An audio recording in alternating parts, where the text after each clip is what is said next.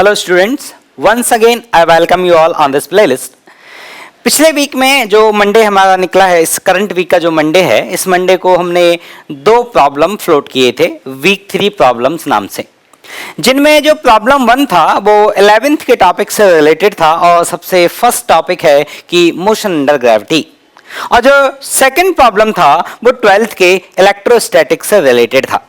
तो जो हमारे क्वेश्चंस थे, हो सकता है आप लोगों के आंसर आ गए हों और हो सकता है आप लोगों के आंसर नहीं आए हों।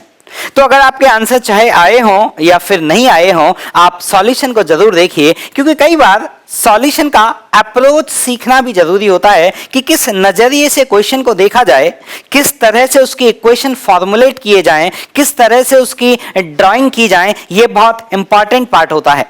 तो वही इंपॉर्टेंट पार्ट आपको सीखना होता है, जिससे कि आप अपने फाइनल ओलंपियाड या फिर एडवांस का जो एग्जाम होगा, उन ट्रिक्स को, उन अप्रोचेज को यूज कर पाएं और एक अच्छी रैंक ला पाएं। ठीक, तो चलिए सबसे पहले प्रॉब्लम 1 का सॉल्यूशन देखते हैं। तो प्रॉब्लम 1 में उन्होंने क्या बोला था? प्रॉब्लम 1 में देखिए, प्रॉब्लम 1 में उन्होंने बोला था कि एक बॉल है और उस बॉल को अपवर्ड फेंका गया है। जैसे किसी बॉल को अपवर्ड फेंका तो बॉल ऊपर जाएगी और फिर वो लौट के आएगी और वापस जाकर गिर जाएगी। तो जितनी देर बॉल हवा में रहती है उसको बोलता है टाइम ऑफ फ्लाइट। अब उन्होंने लिखा है कि अपनी जर्नी के लास्ट सेकंड में, मतलब जो उसका टोटल जर्नी है, इस जर्नी का जो लास्ट सेकंड है, उसमें जो उसने डिस्टेंस ट्रेवल किया वो टोटल डिस्टेंस का हाफ है। जो उसने टोटल डिस्टेंस किया स्टार्टिंग से लेके अंत तक, उस डिस्टेंस का हाफ है। डिस्प्लेसमेंट नहीं, डिस्टेंस का हाफ है। लास्ट सेकंड का डिस्टेंस टोटल डिस्टेंस का हाफ है।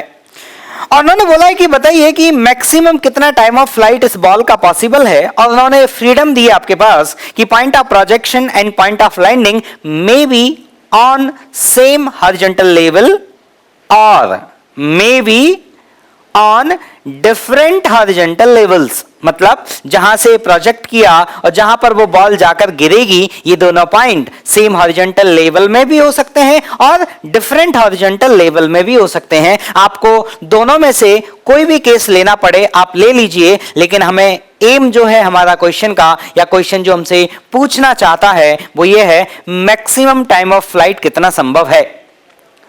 तो अब इसमें हमें दो केस लेके डील करना पड़ेगा। पहला केस रहेगा ग्राउंड से ग्राउंड वाला, मतलब जहां से फेंका वहीं पर बॉल आकर गिरे, और दूसरा लेना पड़ेगा कि point of projection and point of landing different horizontal level में है। और दोनों में हमें टाइम निकालना पड़ेगा, और हो सकता है कि पहले में टाइम ज्यादा आ जाए या हो सकता है दूसरे में टाइम ज्यादा आ जाए, वो हमें चेक करना पड़ेगा। तो मैं आपको दोनों केस चेक करके दिखाता हूं, देखिएगा। तो आप ऐसे समझो बेटा, ऐसे समझिए कि मान लीजिए ये हमारा हॉरिजॉन्टल सरफेस है और यहां से हमने किसी बॉल को प्रोजेक्ट किया। अब पहला केस में कंसीडर करता हूं कि बॉल मेरी यहीं से गई और बॉल मेरी यहीं पर जाकर गिर गई, यहीं पे आकर गिर गई। तो ये मैंने कौन सा केस कंसीडर किया? जिसमें point of projection and point of landing same horizontal level पर है।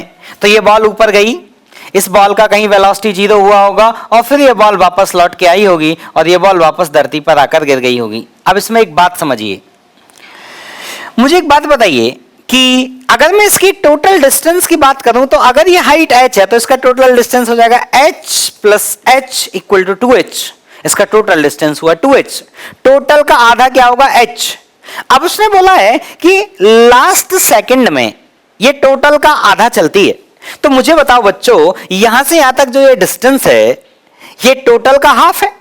यहां से यहां तक जो ये डिस्टेंस है ये क्या है? टोटल का हाफ। इसका मतलब यहां से यहां तक का जर्नी उसका लास्ट सेकंड का जर्नी होना चाहिए। इसका मतलब यहां से यहां तक का जर्नी 1 सेकंड का जर्नी होना चाहिए। अब बताओ, जितना टाइम जाने में लगता है उतना ही टाइम आने में लगता है। तो अगर ये 1 सेकंड है आने का, तो ये जाने का भी क्या होगा बच्चों? 1 सेकंड, और टोटल टाइम आया 2 सेकंड।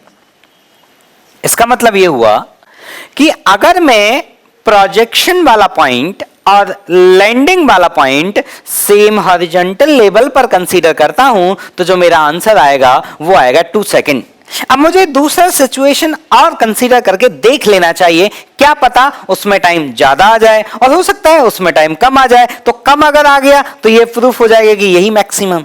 और उसमें अगर ज्यादा आ गया तो फिर ये वाला क्या हो जाएगा, गलत हो जाएगा, और उसको हम लोग एक्सेप्ट कर लेंगे, क्योंकि हमारा जो ऑब्जेक्टिव है वो है total time of flight maximum, कि जो मैक्सिमम जो टाइम ऑफ फ्लाइट है उसका मैक्सिमम वैल्यू क्या पॉसिबल है, और फ्रीडम दिया गया है आपको, कहीं भी आप लैंडिंग और प्रोजेक्शन पॉइंट को ले सकते हैं।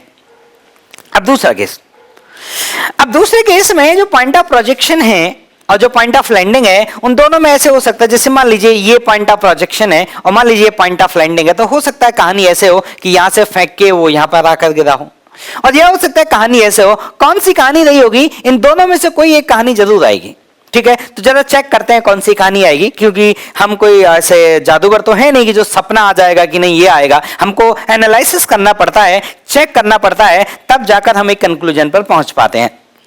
तो मैं अब इक्वेशन जो ये सेकंड वाली सिचुएशन है इसका एनालिसिस करके बताता हूं।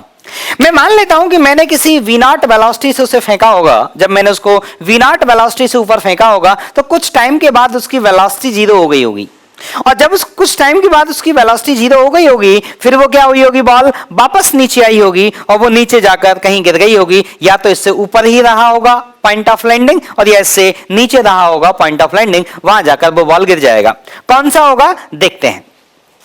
तो पहले आप डायग्राम को बहुत ध्यान से देखिएगा। मैं यहां पे जो डायग्राम बनाने जा रहा हूं वो डायग्राम बनाने जा रहा हूं मैं स्पीड वर्सेस टाइम का। मैं वेलोसिटी का डायग्राम नहीं बना रहा, मैं डायग्राम बना रहा हूं स्पीड वर्सेस टाइम का। तो डायग्राम देखिएगा ध्यान से।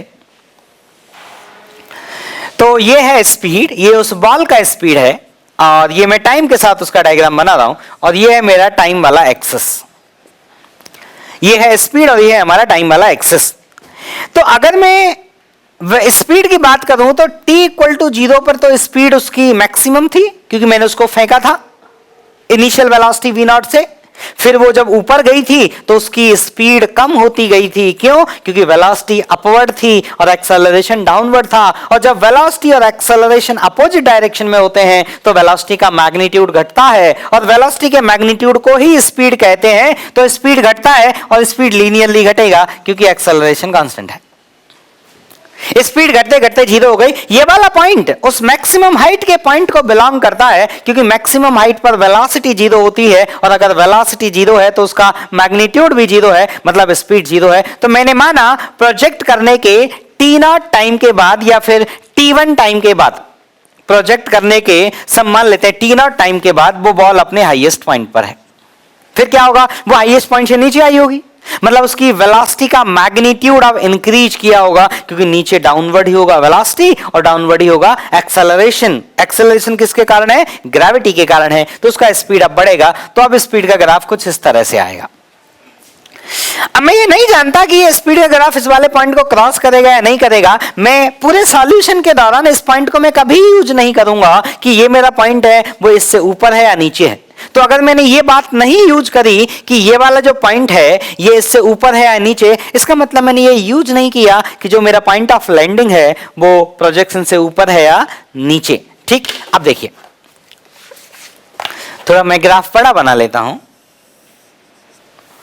आपको ये मत बोलना कि सर ग्राफ आप बड़ा तो बना लिए, तो पर अब देखिए ऐसा करो, आप इसको यहां थोड़ा ऊपर से बड़ा बना लो, इसको ऐसा रखो। मुझे इधर थोड़ी जगह ज्यादा चाहिए, इसलिए मैं ग्राफ को बड़ा कर रहा हूं। मैं आप मैथमेटिकल आर्गुमेंट मेरे सुनिएगा, मैं कभी भी ये नहीं बोलूंगा कि ये वाला जो पॉइंट है वो इस वाले पॉइंट से ऊपर है, ऐसा मैं कभी नहीं बोलूंगा। और जब मैं ऐसा नहीं बोल रहा हूं तो फिर कोई दिक्कत नहीं है। और मैंने माना कि वो पॉइंट ऑफ लैंडिंग पर जाकर पहुंचा, जो हमारी बॉल है वो पॉइंट ऑफ लैंडिंग पर जब जाकर पहुंची तो घड़ी में टाइम हो रहा था t इक्वल टू t1, और जब बॉल हमारी वेलोसिटी जीरो हुआ था तो घड़ी में टाइम हो रहा था t इक्वल टू t0, और बॉल को फेंका गया था t इक्वल टू 0 पे। ये है मेरा टाइम एक्सेस। अब ऐसा कहते हैं लास्ट एक सेकंड का ग्राफ बनाते हैं। तो मैंने यहां पे एक ऐसे डॉटेड लाइन में बना रहा हूं। अब ये ग्राफ बहुत ध्यान से सुनना, आप सीखेंगे ग्राफ एनालिसिस, आपको मजा आ जाएगा ये एनालिसिस सुन के। तो ये एनालिसिस देखिएगा, ये एक ऐसे सेक्टर बनाइए और एक ऐसे बनाइए। आप डायग्राम को बहुत ध्यान से सुनना मेरी बात। अब उसने ये बोला है कि लास्ट सेकंड में आप ये देखो जर्नी कब से चालू हुई है, t इक्वल टू 0 से जर्नी स्टार्ट हुई है, और कब तक ये जर्नी हुई है बच्चों, t इक्वल टू t1 तक हुई है। इस पूरे टाइम इंटरवल में जो उसने टोटल डिस्टेंस ट्रेवल किया है उसका आधा किया है लास्ट सेकंड में। इसका मतलब यह हुआ कि t इक्वल टू 0 से लेकर t equal to t1 minus 1, इस वाले इंटरवल में उसने जितना डिस्टेंस कवर किया है, इस वाले इंटरवल में उसने जितना डिस्टेंस कवर किया है उतना ही डिस्टेंस उसने इस इंटरवल में कवर किया है। उसने बोला है ना कि ये लास्ट सेकंड में टोटल का आधा है, तो लास्ट सेकंड में टोटल का आधा है तो लास्ट सेकंड से पहले हाफ रहा होगा। भाई टोटल का आधा आधा बांट दो तो लास्ट सेकंड में आधा तो उससे पहले वाले टाइम में आधा। तो जितना डिस्टेंस उसने इस टाइम में ट्रेवल किया है उतना ही डिस्टेंस उसने इस टाइम में भी ट्रेवल किया है। इसका मतलब यह हुआ, अब देखिए स्पीड और टाइम ग्राफ का जो एरिया है वो आपको डिस्टेंस देगा। तो मैं ये कह रहा हूं बेटा कि जो ये वाला एरिया है वो ध्यान से सुनना अब इन एरिया को। मैं ये कह रहा हूं बच्चों आपसे कि जो ये वाला एरिया है ये लास्ट 1 सेकंड का एरिया,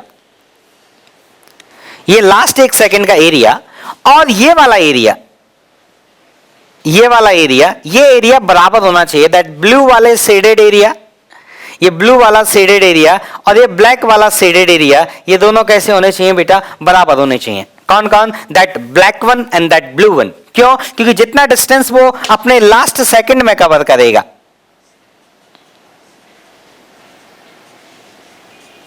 क्योंकि जितना वो अपने लास्ट सेकंड में कवर करेगा उतना ही उससे पहले वाले, ये दो इक्वेशन देखिए ध्यान से। तो ये वाला डिस्टेंस कौन सा है? ये वाला that shaded area, that blue part से शेडेड एरिया, और ये वाला डिस्टेंस कौन सा है? दैट ब्लैक पार्ट से शेडेड एरिया। स्पीड टाइम का graph, speed time graph, area, distance. अब एक बात बताइए मुझे, अगर ये दोनों एरिया बराबर होने चाहिए, अब मेरा एनालिसिस बहुत ध्यान से सुनना, मैं फिर से बोल रहा हूं, ध्यान से देख लो। That black area and that blue वाला शेडेड एरिया, कहां से कहां तक? ये वाला टाइम इंटरवल और ये वाला टाइम, तो ये वाले टाइम इंटरवल का एरिया और ये वाले टाइम इंटरवल का एरिया बराबर आना चाहिए। अब मेरी ड्राइंग देखना बड़े ध्यान से आप लोग। मैं एक लाइन बना रहा हूं, क्यों बना रहा हूं? मेरी मर्जी। कुछ काम आएगी तो ठीक है, नहीं आएगी तो बोल देंगे गलती से बना लिए थे। अब मैं ये कह रहा हूं बच्चों कि जो ये वाला एरिया है, ये वाला एरिया, ये वाला जो एरिया है और जो ये वाला एरिया है, ये दोनों एरिया आपस में बराबर है। आप यहां से देख सकते हैं, ये मेरा टाइम, ये मेरा जो डिस्टेंस है, ये मेरा जो पॉइंट है वो है t equal to t1 minus 2। ये वाला पॉइंट कितना है? t1 माइनस 1, और ये कौन है? t1। तो ये टाइम इंटरवल कौन है? 1 सेकंड। ये टाइम इंटरवल कौन है? 1 सेकंड। तो जितना एरिया ये रेड वाला है उतना एरिया ये रेड वाला है। दूसरा, जितना एरिया ये वाला है उतना एरिया ये वाला हुआ। इसका मतलब यह हुआ कि जो ये बॉक्स वाला एरिया है और ये वाला जो एरिया है, ये दोनों एरिया और ये बॉक्स वाला एरिया बराबर होने चाहिए। क्यों? मैं फिर से बता रहा हूं, सुनना ध्यान से।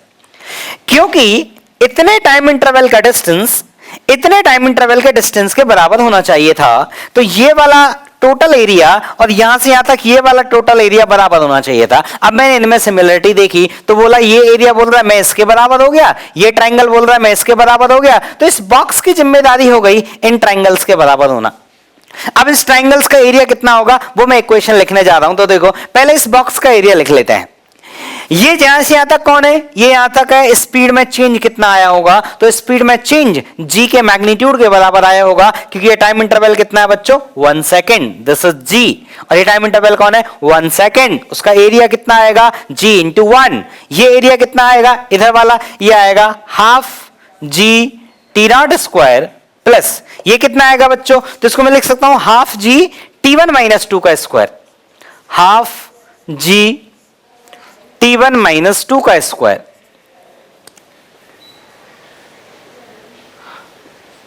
और ये एरिया बराबर होना चाहिए उस g के। g इंटू 1 आएगा ना इसका एरिया, तो वो g इंटू 1 वो एरिया है।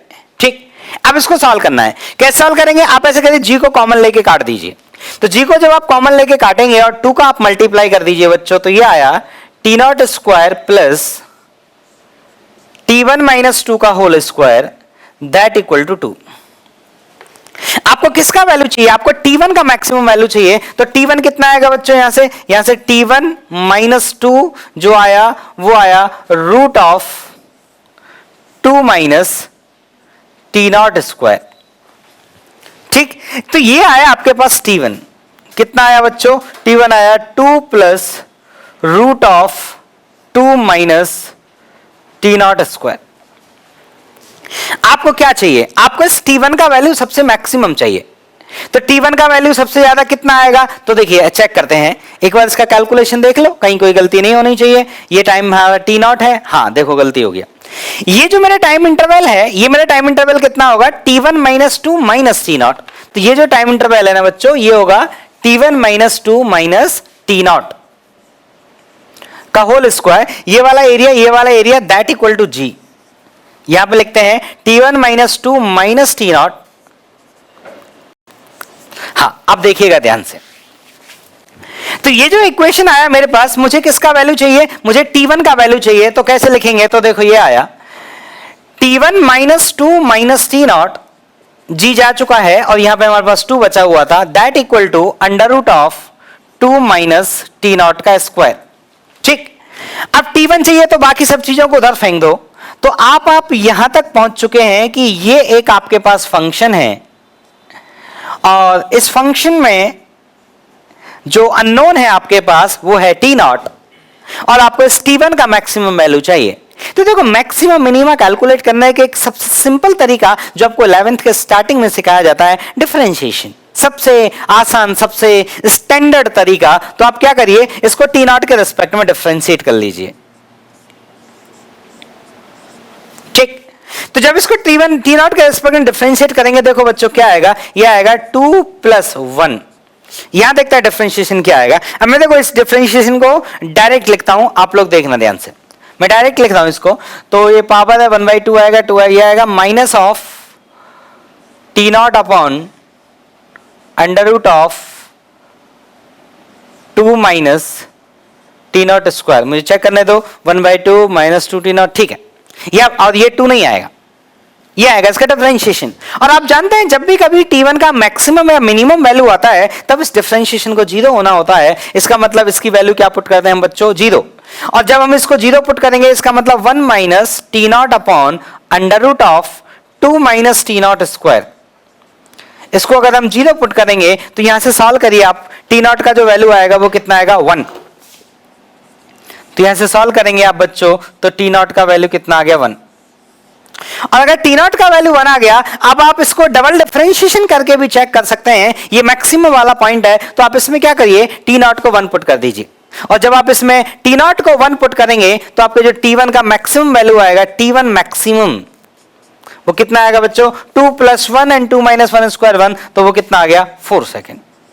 तो जो हमारा ग्राउंड टू ग्राउंड हमने कैलकुलेट किया था उसमें टाइम हमारा कितना आया था? 2 सेकेंड। और इसमें टाइम कौन आया? 4 सेकेंड। तो हम उस वाले टाइम को नहीं लेंगे और हमारा जो फाइनल आंसर हो जाएगा वो कौन हो जाएगा? That 4 second. अब आप इस चीज को चेक कर सकते हैं कि जो पॉइंट ऑफ प्रोजेक्शन था और जो पॉइंट ऑफ लैंडिंग था वो सेम टाइम पे रहे होंगे या अलग अलग, मतलब सेम हॉरिजॉन्टल लेवल में रहे होंगे या अलग अलग हॉरिजॉन्टल लेवल में रहे होंगे। कैसे चेक करेंगे? सुनना, आपका टी नॉट कितना आया? 1 सेकेंड। मतलब बॉल फेंकने के 1 सेकेंड बाद उसकी वेलोसिटी 0 हो गई और टोटल टाइम आया 4 सेकेंड। इसका मतलब डाउनवर्ड जर्नी 3 सेकेंड की रही होगी। इसका मतलब जो पॉइंट ऑफ लैंडिंग है वो पॉइंट ऑफ प्रोजेक्शन से क्या रहा होगा? नीचे। और आप ये भी कैलकुलेट कर सकते हैं कि स्टार्टिंग में कितनी वेलोसिटी से फेंका गया होगा जब 1 सेकेंड के बाद वेलोसिटी 0 हो गई। जब 1 सेकेंड के बाद वेलोसिटी 0 हो गई, 1 सेकेंड के बाद जब वेलोसिटी 0 हो गई तो इनिशियल वेलोसिटी क्या रही होगी बच्चों? 10। ठीक है, तो आप ये सारी चीजें कैलकुलेट कर सकते हैं कि किस वेलोसिटी से फेंका गया, पॉइंट ऑफ लैंडिंग कहां है। तो अगर इसको मान लीजिए जैसे जेईई एडवांस वाले अगर ये पूछना चाहें तो उसे पैराग्राफ बना के पूछ सकते हैं। ठीक है, तो इसमें आपसे मैक्सिमम टाइम भी पूछा जा सकता है और कहां वो लैंड करेगा, पॉइंट ऑफ प्रोजेक्शन से वो कितना नीचे होगा लैंडिंग पॉइंट, वो भी कैलकुलेट किया जा सकता है। हाँ, तो देखो बच्चों, अब हम प्रॉब्लम 2 को देखते हैं। तो प्रॉब्लम 2 जो हमारा इलेक्ट्रोस्टैटिक से रिलेटेड था, तो एक बार मैं प्रॉब्लम 2 आपको समझा देता हूं। उन्होंने लिखा है, a small block having charge capital Q placed on a frictionless horizontal table is attached to one end of the spring of force constant K। मतलब एक ब्लॉक है जो स्मूथ हॉरिजॉन्टल सरफेस पर रखा गया है, एक स्प्रिंग के एंड पॉइंट से कनेक्ट किया गया है। स्प्रिंग के 2 एंड पॉइंट होते हैं, तो एक से कनेक्ट ब्लॉक को किया गया है और स्प्रिंग का स्प्रिंग कांस्टेंट दिया गया है आपको कैपिटल की। और जो स्प्रिंग का दूसरा एंड पॉइंट है वो एक फिक्स सपोर्ट से अटैच किया गया है और स्प्रिंग जो है वो हॉरिजॉन्टल पोजीशन में है, मतलब स्प्रिंग ऐसे इंक्लाइन नहीं है, एकदम ऐसे हॉरिजॉन्टल, मतलब सबसे सिंपल कॉन्फ़िगरेशन। ठीक, फिर आगे और उन्होंने लिखा है कि इनिशियली स्प्रिंग रिलैक्स स्टेट में भी है, मतलब यह है कि ब्लॉक पे कोई फोर्स नहीं लग रहा। अगर उस ब्लॉक को कोई खींचने वाला फोर्स लग रहा होता तो स्प्रिंग में कुछ इलांगेशन होता, और स्प्रिंग में ब्लॉक को अगर कोई दबाने वाला फोर्स लग रहा होता तो ब्लॉक में स्प्रिंग में कुछ कंप्रेशन होता। तो स्प्रिंग नेचुरल लेंथ में है, इसका यह मतलब है कि ब्लॉक के ऊपर इनिशियली कोई फोर्स नहीं लग रहा जो उसको कंप्रेस करे और जो उसको इलांगेट करे। आगे पढ़ते हैं। Another small ball carrying a negative charge minus q is brought very slowly from a great distance towards the former block। मतलब एक माइनस क्यू चार्ज का पार्टिकल है जिसको बहुत दूर से स्लोली लाया जा रहा है। किसकी तरफ? जो हमारा कैपिटल क्यू चार्ज वाला ब्लॉक था उसके तरफ लाया जा रहा है, धीमे धीमे। कहां से? बहुत दूर से, वेरी ग्रेट डिस्टेंस। उन्होंने बोला है कि towards the former block of the line joining of the line coinciding the axis of the spring, very good, find extension the spring when they block collide। मतलब जब वो ब्लॉक कोलाइड करेंगे तो इस स्प्रिंग में एक्सटेंशन क्या होगा ये हमें बोला है। तो कुछ नंबर्स जो यूज करने हमको वो है कैपिटल क्यू, के स्मॉल क्यू, बस। ठीक, मैं कैलकुलेट करता हूं। आप देखिए सवाल आपको एक बार में फिर से डायग्राम के थ्रू समझाता हूं, देखना बच्चों। तो कहानी ये है कि देखिए ये जो क्वेश्चन है ना, मतलब मैंने जितने भी इलेक्ट्रोस्टैटिक के आज तक क्वेश्चन देखे हैं उनमें से जितने भी मैंने अच्छे क्वेश्चन देखे हैं उनमें से एक ये क्वेश्चन है। जितने भी अच्छे क्वेश्चन मैंने आज तक देखे हैं, मतलब ये क्वेश्चन मतलब मुझे पर्सनली बहुत पसंद है। क्यों ये पर्सनली बहुत पसंद है? आपको सॉल्यूशन के दौरान ये समझ आएगा कि इसमें ऐसी क्या बात है, वो मैं समझाऊंगा आपको। कितना शानदार क्वेश्चन ये है।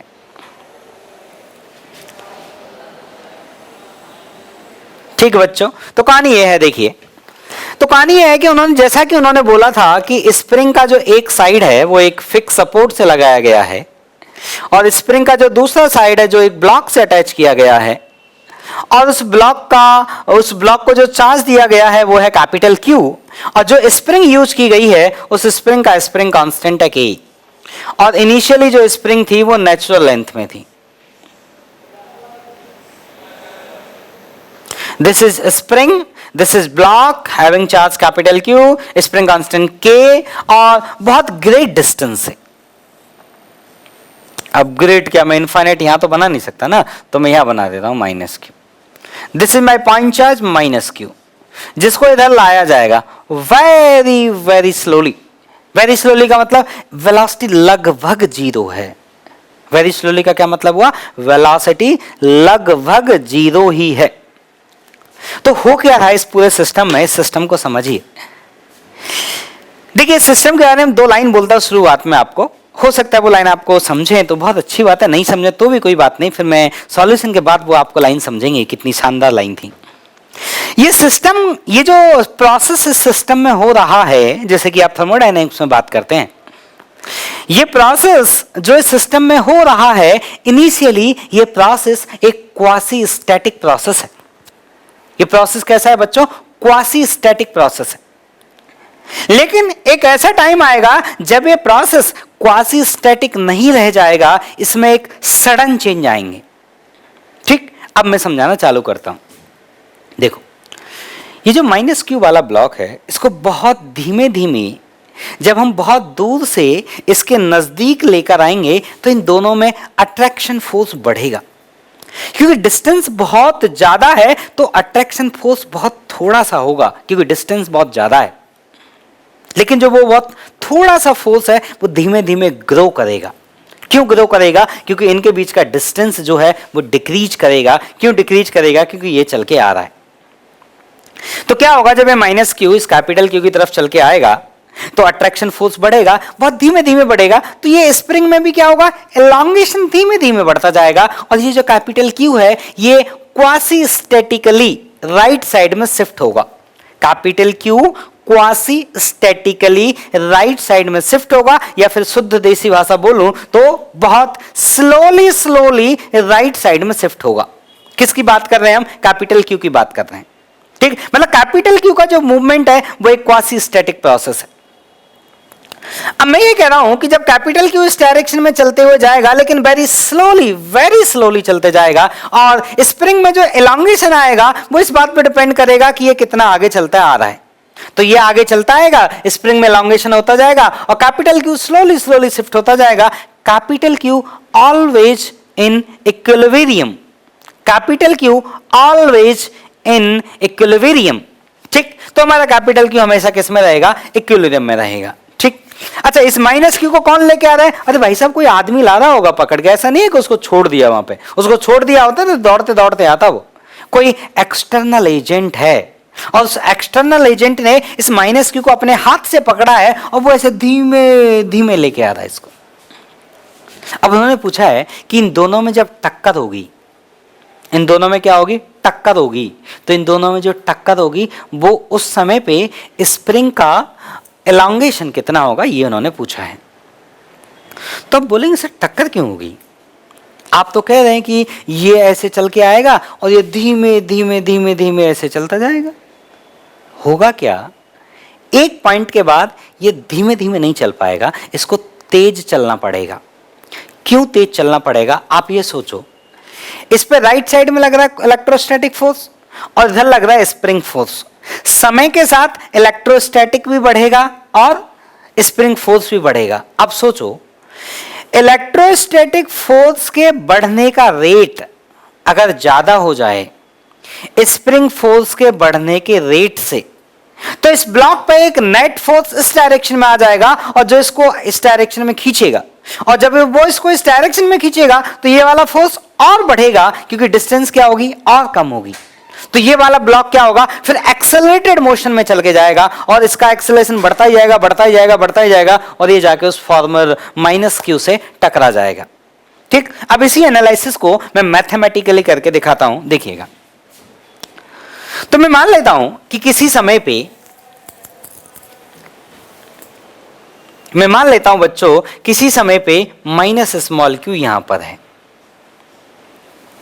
और एक्सटर्नल एजेंट इसको फोर्स लगा के लेके आ रहा है, बहुत धीमे धीमे लेके आ रहा है। और मैं मान लेता हूं कि जो इसका लेंथ है, हमसे इसमें एलोंगेशन पूछा है ना, ठीक है, हम मान लेते हैं कि यहां से यहां तक का,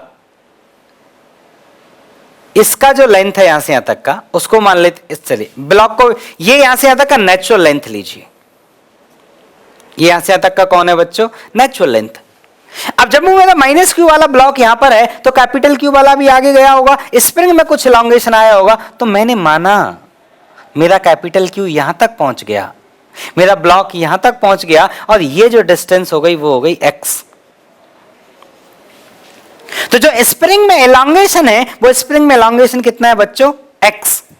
ठीक, अब क्या होना है, ये वाली डिस्टेंस को आप मान लीजिए कितना, इस वाली डिस्टेंस को यहां से लेके यहां तक, इस वाली डिस्टेंस को आप मान लीजिए l।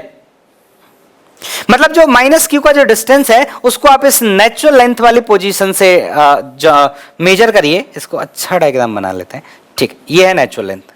अब मेरी बात सुनना, आपको इस कैपिटल क्यू के ऊपर इक्विलिब्रियम का इक्वेशन लिखना है, क्योंकि कैपिटल क्यू हमेशा इक्विलिब्रियम में है। तो स्प्रिंग कितना फोर्स लगाएगी इस डायरेक्शन में? स्प्रिंग जो फोर्स लगाएगी इस डायरेक्शन में, वो कितना होगा बच्चों? kx। और जो इधर से जो कूलाम फोर्स लगेगा, वो लगेगा k capital Q small Q upon, ये टोटल l है, तो ये हो जाएगा l माइनस एक्स का होल स्क्वायर। तो कहानी ये है बच्चों, एक फोर्स है kx जो बराबर है किसके? k capital Q small Q upon l minus x के होल स्क्वायर के। अब मुझे ये चेक करना है कि जो मेरा ये ब्लॉक है, ये जो मेरा ब्लॉक है यहाँ पे, ये इस ब्लॉक का जो इक्विलिब्रियम है, ये स्टेबल इक्विलिब्रियम है या अनस्टेबल इक्विलिब्रियम है। कैसे? सुनो, आप ये सोचो, माइनस क्यू बहुत स्लोली आ रहा है, माइनस क्यू बहुत स्लोली आ रहा है, मतलब ये लेंथ बदल तो रही है लेकिन बहुत स्लोली बदल रही है। ऐसा करो, dt टाइम के लिए इस लेंथ को कांस्टेंट मान लो, एक इंस्टेंट के लिए, एक dt टाइम इंटरवल के लिए इस लेंथ l को कांस्टेंट मान लो, मतलब माइनस क्यू को यही फिक्स मान लो 1 सेकंड के लिए। मतलब थोड़े से टाइम के लिए। अब आप सोचो, अगर आपने इस ब्लॉक को थोड़ा सा राइट किया, आपने इस ब्लॉक को थोड़ा सा राइट किया, तो जैसे आप इस ब्लॉक को थोड़ा सा राइट करेंगे, ये कूलाम फोर्स क्या होगा, बढ़ेगा, और स्प्रिंग फोर्स भी क्या होगा, बढ़ेगा। क्यों? क्योंकि स्प्रिंग का एलोंगेशन बढ़ेगा। जैसे ही आप इसको थोड़ा सा राइट करेंगे, स्प्रिंग का क्या होगा, एलोंगेशन बढ़ेगा। और ये कूलाम फोर्स में क्या होगा, ये डिस्टेंस डिक्रीज करेगी, तो ये कूलाम फोर्स भी क्या होगा, आपका बढ़ेगा। अब मैं कह रहा हूं कि जैसे ही मैंने इसको थोड़ा सा राइट किया, अब सोचो, बढ़ा स्प्रिंग फोर्स भी, बढ़ा कूलाम फोर्स भी। अगर कूलाम फोर्स ज्यादा बढ़ गया तो ये वाला इक्विलिब्रियम इसका स्टेबल इक्विलिब्रियम नहीं रहेगा। ये वाला इक्विलिब्रियम कौन हो जाएगा, इसका अनस्टेबल इक्विलिब्रियम। और जैसे ही ये डिस्टेंस चेंज होंगी, ये अपने इक्विलिब्रियम पोजीशन से दूर भागना चाहेगा। अगर ये स्टेबल इक्विलिब्रियम हुआ तो क्या होगा, तो सुनो, स्टेबल इक्विलिब्रियम होने के लिए बढ़ा स्प्रिंग फोर्स भी और बढ़ा कूलाम फोर्स भी। लेकिन जो आपका स्प्रिंग का फोर्स है वो ज्यादा बढ़ा, किसके कंपैरिजन में, कूलाम फोर्स के कंपैरिजन में। तो क्या होगा, जैसे आप इसको राइट में करेंगे, ये फोर्स ज्यादा बढ़ा, ये फोर्स कम बढ़ा, तो इस पर नेट फोर्स किधर आएगा, इसी डायरेक्शन में, और ये वापस उसी पोजीशन पर लौट के आ जाएगा। मतलब ये तब कौन होगा, इसका स्टेबल इक्विलिब्रियम पोजीशन। तो ये अपनी इक्विलिब्रियम पोजीशन से दूर भागना तब चाहेगा जब इसका इक्विलिब्रियम कैसा हो जाएगा बच्चों, अनस्टेबल इक्विलिब्रियम हो जाएगा। इसका मतलब ये हुआ कि जैसे ही इस x में थोड़ा सा चेंज आए, ये वाला ज्यादा बढ़ जाना चाहिए इसके कंपैरिजन में। इसका मतलब ये हुआ कि rate of change of that force with respect to x,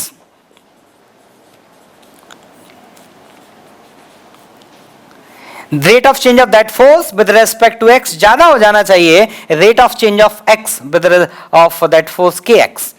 अगर ऐसा हो गया तो इसका जो इक्विलिब्रियम है वो स्टेबल नहीं, अनस्टेबल होगा। और ये ब्लॉक अपने अब जब अनस्टेबल इक्विलिब्रियम में है तो अपने इक्विलिब्रियम पोजीशन से अभी भागेगा, अपनी इक्विलिब्रियम पोजीशन से दूर की तरफ भागेगा। मतलब ये वाला फोर्स ज्यादा स्ट्रांग हो गया तो ये माइनस क्यू अब इसको खींचेगा और ये एक्सेलरेट होते होते होते आके इससे टकरा जाएगा।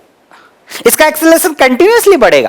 ठीक, तो जब अब हम जो कैलकुलेट करेंगे ना बच्चों की, जैसे यहां से अब मैं मान लेता हूं ये इसका अनस्टेबल इक्विलिब्रियम है, तो ये यहां से दौड़ते दौड़ते यहां तक जाएगा, तो इस वाले टाइम को हम क्या करेंगे, इग्नोर कर देंगे। यहां से यहां तक पहुंचने के टाइम को क्यों इग्नोर कर देंगे, क्योंकि मान लो ये कुछ टाइम अगर टी हैवी, तो ये माइनस क्यू कितना चलेगा उतने टाइम में, बहुत कम, क्योंकि वो वेरी स्लोली चल रहा है। उसकी वेलोसिटी को आप लगभग जीरो मान सकते हैं। मतलब फाइनाइट टाइम में इसका कोई खास डिस्प्लेसमेंट नहीं होगा, क्योंकि zero into finite number is लगभग zero, zero into finite number is लगभग जीरो। ठीक है, मतलब लगभग जीरो इंटू फाइनाइट नंबर लगभग जीरो। ठीक, तो ये माइनस क्यू यहां पर है और ये कैपिटल क्यू यहां से दौड़ते दौड़ते आएगा और इस पे यहां पे जाके टकरा जाएगा। अब जरा चेक करते हैं इसको, मतलब इस इक्वेशन को लिखते हैं, तो देखो क्या आएगा।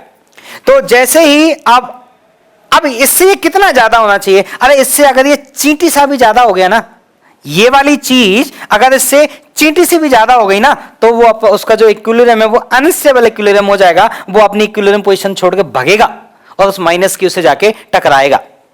तो इसको तो इसको क्या कितना लिखें, इसको मैं लिख दूं कि इससे ज्यादा है, कितना ज्यादा, दिस प्लस चींटी, ये चींटी है, इससे कितना ज्यादा होना चाहिए, चींटी। And for the calculation purpose हम चींटी का वैल्यू जीरो यूज करते हैं। फॉर द कैलकुलेशन पर्पज हम चींटी का वैल्यू जीरो यूज करते हैं, तो इसको हम क्या पुट कर देंगे फिर, जीरो। अब इसको सॉल्व करते हैं। देखिए उसको जरा डिफरेंशिएट करते हैं, के बाहर निकालिए, कैपिटल क्यू बाहर निकालिए, स्मॉल क्यू बाहर निकालिए, एल माइनस एक्स का डिफरेंशिएशन करिए। एल माइनस एक्स का जो डिफरेंशिएशन करेंगे तो वो आएगा पावर टू है ना, तो वो आएगा minus two L minus x की पावर माइनस थ्री, और अंदर का डिफरेंशिएशन करेंगे आएगा माइनस वन, बराबर हो गया बच्चों के इसके के। वो चीटी को मैंने जीरो पुट कर दिया। अब इसको जरा सॉल्व करो तो ये है 2k capital Q small Q. अब देखो ये वाले के और ये वाले के में मिक्स नहीं होने का, तो ऐसा करते हैं, तो ये जो स्प्रिंग वाला के है इसको मैं ऐसे यूज कर लेता हूं, स्प्रिंग वाले के को मैं ऐसा के यूज कर लेता हूं, स्प्रिंग वाले के को मैं ऐसा यूज कर लेता हूं, स्प्रिंग वाले के को मैं ऐसा यूज कर लेता हूं। ठीक है ना, जिससे आप इस इलेक्ट्रो वाले के में और स्प्रिंग वाले के में कंफ्यूज ना हो, स्प्रिंग वाला के ऐसा यूज कर लेते हैं। ठीक, अब जरा चेक करते हैं क्या आया।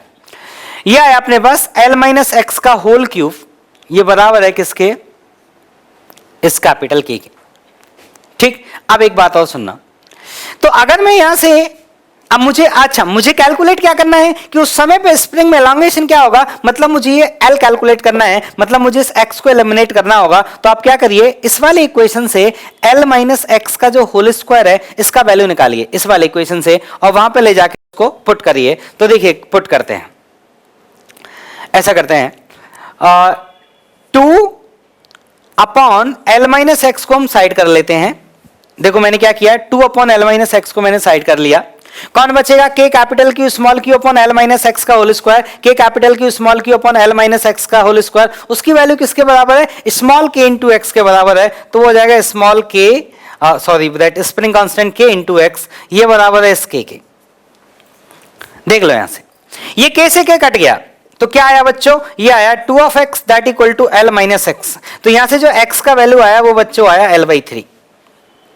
ठीक है, x का जो वैल्यू आया बच्चों वो कितना आया, x का वैल्यू आया L/3। परफेक्ट। हमको क्या चाहिए, स्प्रिंग में एलोंगेशन। स्प्रिंग में एलोंगेशन क्या होगा, तो जब ये ब्लॉक यहां पहुंच जाएगा तो एलोंगेशन होगा L, मतलब हमको L चाहिए। तो अब किसी भी इक्वेशन में आप जाके x की जगह क्या पुट कर दो बेटा, L/3। चाहे आप इस इक्वेशन पुट कर लो, चाहे आप उस इक्वेशन पुट कर लो, दोनों एक ही बात है, क्योंकि हमने इन दोनों को ही सॉल्व करके तो वैल्यू निकाली है, तो इसी में पुट कर देते हैं, आसान सी लग रही है। तो देखिए यहां पे पुट करेंगे x का वैल्यू L/3, तो कितना आएगा, that spring constant k। x का वैल्यू पुट करना है हमको बच्चों कितना, L/3 इक्वल टू, इधर चले आइए, k कैपिटल, अच्छा इस k को आप k नहीं लिखते हैं, 1/4 एप्सिलॉन नॉट लिख लेते हैं। 1/4 epsilon not capital Q small q upon L minus X का होल स्क्वायर। तो x कितना है, L/3, तो L माइनस L/3 गया कितना है, 2L/3। 2L/3 का होल स्क्वायर करेंगे तो क्या आएगा, ये आएगा 4L स्क्वायर इंटू 9। ठीक है, अब इसको सॉल्व करते हैं फर्दर। देखो आप ऐसा करिए, L स्क्वायर को उधर ले आइए तो इधर बनेगा ये L3। आप 3 को उधर ले जाइए और 4 यहां आ गया, तो ये आया आपके पास capital Q small q upon 16 pi epsilon not. Capital Q small q 16 pi epsilon not. Perfect. 3 को और 9 के साथ ऊपर ले जाएंगे, कितना हो जाएगा बच्चों, 27। देख लो कुछ छूट तो नहीं गया, स्प्रिंग कांस्टेंट k छूट गया। अब देख लो कोई छूट तो नहीं गया, नहीं छूटा। तो L का वैल्यू क्या आया, तो L का जो वैल्यू आया इसकी पावर हम 1/3 लगाएंगे, तो 27 की पावर 1/3 लगाओगे तो क्या आएगा, 3। तो ये आ गया 3। और ये कौन है, इसको लिख सकते हैं 8 इंटू 2। 8 कितना होता है, 2 की पावर 3, तो ये आया 3/2 into capital Q small q upon 2 pi epsilon not spring constant k की पावर 1/3। ये इस स्प्रिंग में क्या आएगा, एलोंगेशन आएगा। कब, जब ये ब्लॉक हमारा उस माइनस क्यू से जाके टकराएगा। तो देखो कैपिटल क्यू वाला ब्लॉक स्टार्टिंग में अपने स्टेबल इक्विलिब्रियम पोजीशन में था, लेकिन इसका स्टेबल इक्विलिब्रियम पोजीशन नहीं रहा। कब नहीं रहा, जब x की वैल्यू कितनी हो गई, L/3। ये यहां पे 2 है बच्चों। जब x की वैल्यू कितनी हो गई, L/3, मतलब जब इसमें एलोंगेशन L/3 हुआ, तब ये कैपिटल Q अपने स्टेबल इक्विलिब्रियम पोजीशन में नहीं रहा, तब ये कौन से में चला गया, अनस्टेबल इक्विलिब्रियम पोजीशन में। और उसके बाद फिर इसने दौड़ना स्टार्ट किया माइनस Q की तरफ, और एक्सेलरेशन बढ़ता गया और तेज होता गया और बढ़ता गया और जाके टकरा गया। और जब जाके टकराया तो ये एलोंगेशन हो गया कितना, कैपिटल L। तो दिस इज द आंसर। तो होपफुली आप यहां से बहुत कुछ सीखे होंगे, और हो सकता है आपको भी ये क्वेश्चन उसी तरह पसंद आया होगा जिस तरह से मुझे पसंद है। तो ठीक है बेटा, इसी तरह से पढ़ते रहिए और सीखते रहिए, और देखिए एवरी वीक प्रॉब्लम ट्राई जरूर करिए। ठीक है, आप नेक्स्ट मंडे को जो प्रॉब्लम आएगा उस प्रॉब्लम को जरूर देखें और सॉल्व करने की कोशिश करें, और फिर उसका सॉल्यूशन देखें। ठीक है, तो ठीक है बेटा, चलिए फिर आपसे मिलते हैं नेक्स्ट वीडियो में। Thank you.